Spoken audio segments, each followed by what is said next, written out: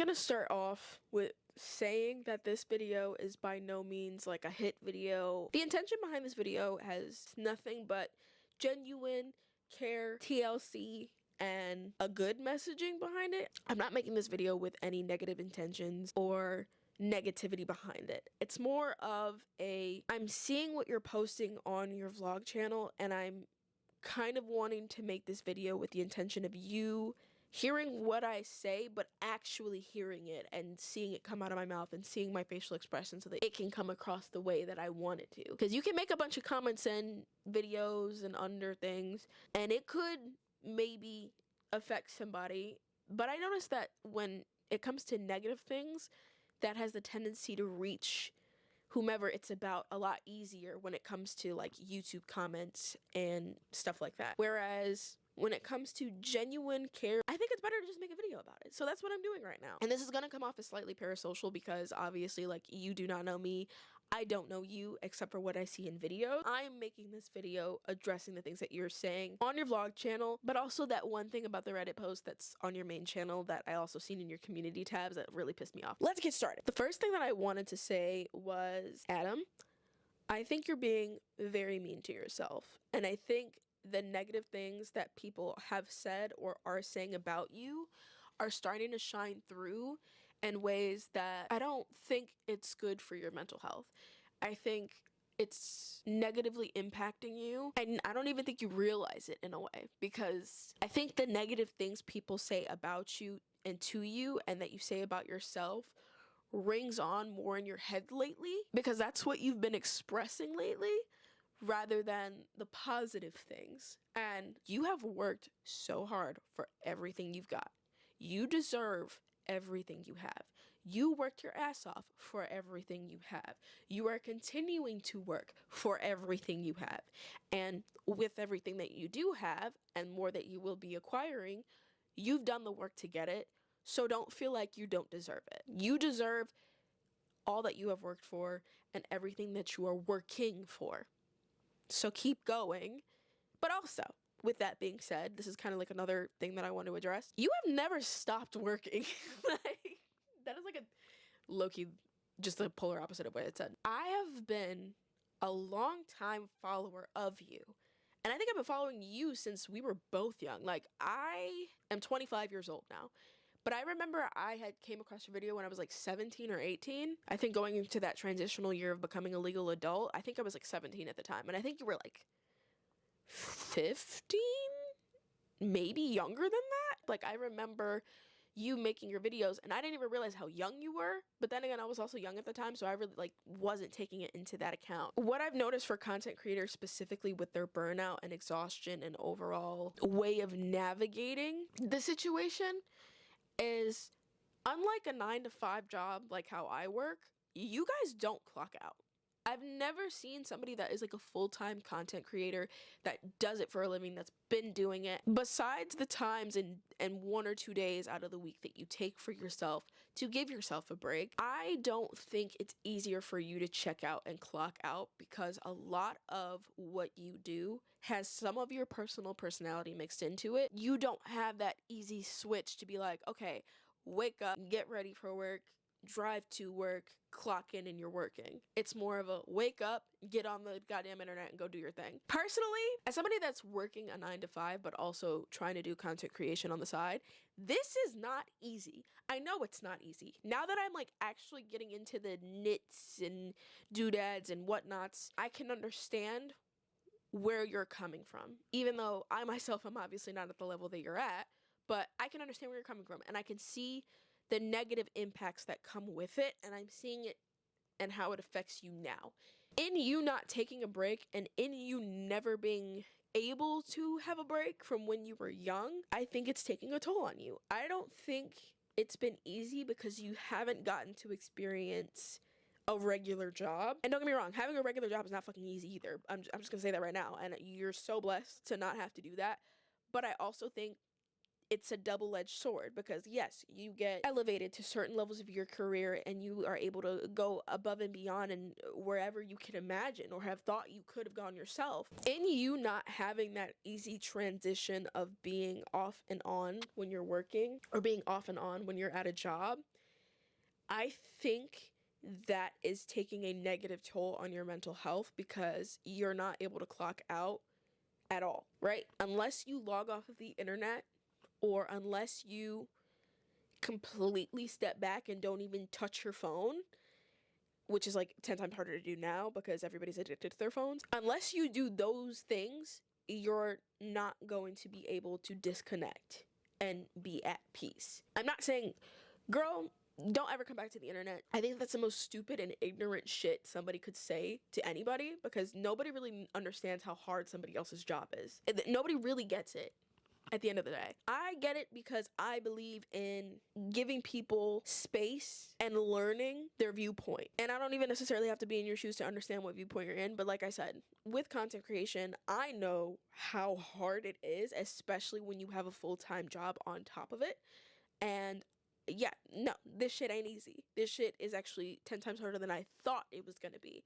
When you, again, don't have that on and off switch from when you're on and off of work, you've been doing it since you were a kid. You've been doing it since you were, before you were legally an adult.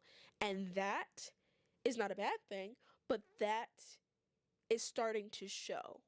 And it's not like it's starting to show you're not, no, like it's more of you're starting to show the exhaustion because you've never had a day off, even when you're thinking you're taking a day off. Because I don't even think, even before the situation with She Who Shall Not Be Named, I don't even think you really even took so much as a week off, let alone a couple days. Like, you would even get back footage or like back vlogs so that you can post even when you're off on your sick days, which I think that's a great thing to do. I think that it's not as much of a break as you think it is, because again, you're still putting in the work and uploading the videos and taking, like, I genuinely don't think I've ever seen you not upload or even do double uploads. I literally, I don't think ever since I've followed you that's ever been a thing. And my God, like, I'm realizing that now that I'm making this video. Girl, take a break. I will never be angry with you. And I think people that genuinely like you and your content and your personality and your work would not want you to do that to yourself. And I've also seen other comments that are saying it as well, but I'm saying it. I would not be angry if you just took an entire week or an entire month of just block out. Obviously, like, you have bills to pay, so like that might not be conducive to what your scheduling is, but blocking out at least 1 month out of the year, or like a couple of days, and just doing absolutely nothing. Don't even touch your phone, don't touch your laptop, don't touch anything. I think you would be a lot more at peace mentally. That's just like a sit back and analysis, because I notice when I'm not like going and scrolling in the negative comments on my TikTok because I made a little jokey joke video, I'm a lot happier, right? Because when you have an abundance of negativity coming your way, it's so much harder to be in a positive headspace because everybody's talking and nitpicking every single thing you do. And it's like, okay, all right, you mentally ill bitches, I know you need to see a psychiatrist before I do, so I don't even know why you coming at me like that. You've been doing this since you came out your mother. You still had the umbilical cord attached, and you had a mic in your hand. I'm sorry. That was the craziest thing I think I've said. I know I'm cracking jokes, but like, legitimately, like, Adam, you have not ever had a break mentally. And I know what that would do to me, especially working the job that I work now because I'm in healthcare. I don't even get my personality at my job mixed in with what I do outside of my work. So I can only imagine what you got to deal with when people try to pick apart your appearance or something that you said or your opinion on something. Like, don't get me wrong, it's hard to not do that when you're sitting in front of a camera and choosing to be vulnerable, but girl, I kind of want to move on. I've seen you starting to talk about dating more and wanting to be in relationships and going out on dates. I'm gonna say this now. Like I said earlier, you're being hard on yourself individually, and you're also having a really hard time being comfortable at the moment because you're in a transitional period in your life. And I do not think it is a good idea to throw yourself into dating or any type of relationship when you are in a transitional period unless you are already in one. Those mental transitions, physical transitions, literally any big like situation going on in your life, adding another human being on it if you are already not, again, in a relationship or have another person to take care of or do other things, don't jump into dating. And I'm saying that with nothing but a whole heart. I jumped into dating somebody right after my dad died, which I trauma dump, but I'm saying this to say I jumped into a relationship when I was in a huge transitional period of going through grief. That put me in a worse predicament mentally, one, because the person was not good, but two, I needed to do some therapy. I needed to do some own mental unpacking and genuine introspection into myself. And I was trying to use a relationship to help me with that.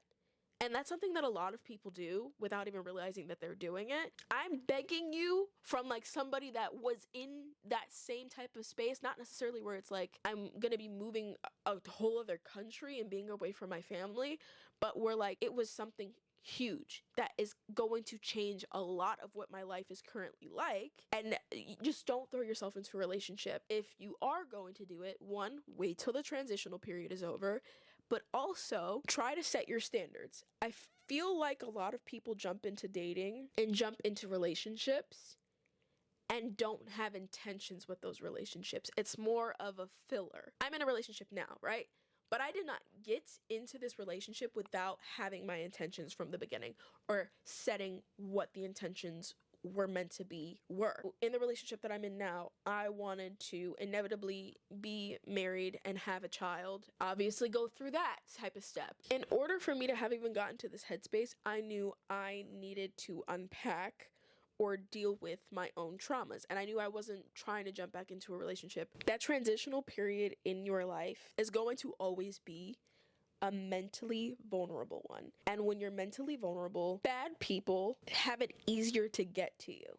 They have it easier because you're losing focus and getting disarrayed. You're at a crossroads, right? Your intentions are multiplied and you have so much more going on that a relationship could make or break whether or not that's going to be easy for you. This is just a note, a pinpoint. Obviously, I can't make your final decision for whatever you want to do in your life, but don't throw yourself into something when you have other things you have to deal with first. Don't do it. It's just not going to be good for you down the line. And that goes for many things, but in the context of what I'm talking about, don't throw yourself into a relationship. Figure out where you want to go. That's step one.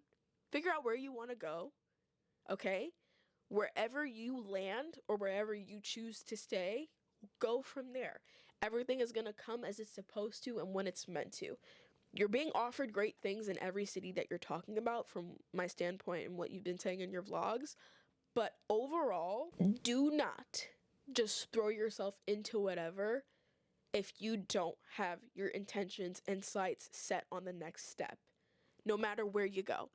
Do the pros and cons of every city, lay out where your jobs are at, lay out what the next job you're trying to do is at. Don't throw yourself into something without being prepared or at least having a stepping stone ready for you. I want to end this video now because I don't want this to be like a super long rambling rant, and I want to just be clear and concise and hopefully help. I appreciate if you do see this. Hopefully this helps somebody, and I will see you in the next one. This is a mini outro. Say goodbye.